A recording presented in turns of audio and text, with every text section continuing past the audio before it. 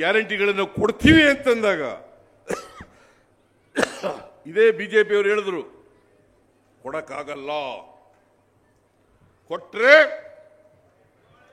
ಕರ್ನಾಟಕ ಆರ್ಥಿಕವಾಗಿ ದಿವಾಳಿ ಆಗ್ಬಿಡ್ತದೆ. ಆಮೇಲೆ ಇನ್ನೊಂದು ಹೇಳ್ತಾ ಇದ್ದಾರೆ, ಈಗ ಕೊಟ್ಟಾದ್ಮೇಲೆ ಚುನಾವಣೆ ಆದ್ಮೇಲೆ ನಿಲ್ಲಿಸ್ಬಿಡ್ತಾರೆ. ನಾನು ಹೇಳ್ತೀನಿ, ಇವತ್ತು ಬಿಜೆಪಿಯವರಿಗೆ ನಿಮ್ ತರ ನಾವು ಕೊಟ್ಟ ಮಾತಿನಂತೆ ನಡ್ಕೊಳ್ಳದೆ ಇರೋರಲ್ಲ, ಕೊಟ್ಟ ಮಾತಿನಂತೆ ನಡ್ಕತ್ತೇವೆ. ನಮಗೆ ಜನ 5 ವರ್ಷದವರೆಗೆ ವೋಟ್ ಕೊಟ್ಟಿದ್ದಾರೆ. 5 ವರ್ಷನೂ ಕೂಡ ಎಲ್ಲ 5 ಗ್ಯಾರಂಟಿಗಳನ್ನು ಕೂಡ ಜಾರಿ ಮಾಡ್ತೇವೆ.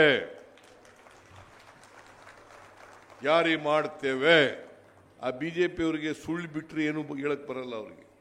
ಅದಕ್ಕೆ ನಾನು ಅನೇಕ ಸಾರಿ ಹೇಳಿದ್ದೀನಿ, ಸುಳ್ಳೇ ಬಿಜೆಪಿಯವರ ಮನೆ ದೇವರು, ಸುಳ್ಳೇ ಬಿಜೆಪಿಯವರ ಮನೆ ದೇವರು.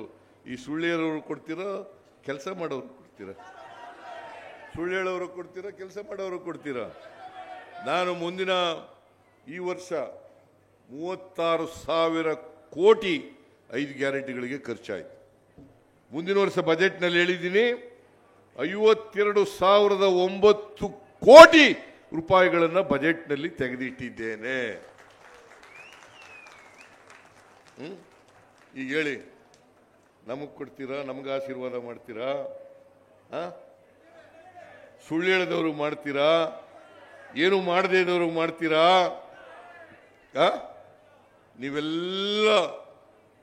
ನೀವೆಲ್ಲ ಸಾಮಾನ್ಯ ಕುಟುಂಬಕ್ಕೆ ಸೇರಿದವರು, ಬಹಳ ಶ್ರೀಮಂತರ ಕುಟುಂಬಗಳಿಲ್ಲ. ಕುಂಬಾರ ಕೊಪ್ಪಳ ಇರ್ಬೋದು, ಮಂಚೇಗೌಡನ ಕೊಪ್ಪಳ ಇರ್ಬೋದು, ಅಂದಾನಿ ಅಂಬಾನಿಗಳಲ್ಲ.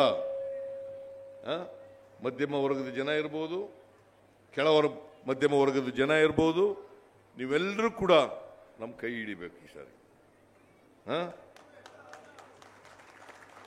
ಹರೀಶ್ ಕುಮಾರ್ ಗೌಡನಿಗೆ ಶಕ್ತಿ ತುಂಬಬೇಕು.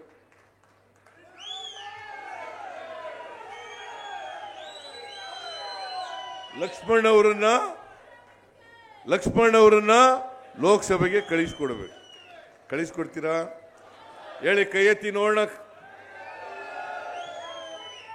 ದಯಮಾಡಿ ಲಕ್ಷ್ಮಣ್ ಅವರನ್ನ ಲೋಕಸಭೆಗೆ ಕಳಿಸ್ಕೊಡಿ. ಅವ್ರು ಕಳಿಸ್ಕೊಟ್ರೆ ನಿಮಗೆ ಒಬ್ಬ ಸಮರ್ಥ ಲೋಕಸಭಾ ಸದಸ್ಯ ಸಿಕ್ಕದಾಗ ಆಗ್ತದೆ. ನಿಮ್ಮ ಧ್ವನಿಯಾಗಿ ಕೆಲಸ ಮಾಡ್ತಕ್ಕಂಥ ಅಭ್ಯರ್ಥಿ ಸಿಕ್ಕದಾಗ ಆಗ್ತದೆ. ದಯವಿಟ್ಟು ಅದನ್ನು ಮಾಡಬೇಕು ಅಂತೇಳಿ ನಿಮ್ಮಲ್ಲಿ ಕಳಕಳಿಯಿಂದ ಪ್ರಾರ್ಥನೆ ಮಾಡಿ ನನ್ನ ಮಾತು ಮುಗಿಸ್ತೇನೆ. ಜೈ ಹಿಂದ್, ಜೈ ಕರ್ನಾಟಕ, ಜೈ ಕಾಂಗ್ರೆಸ್.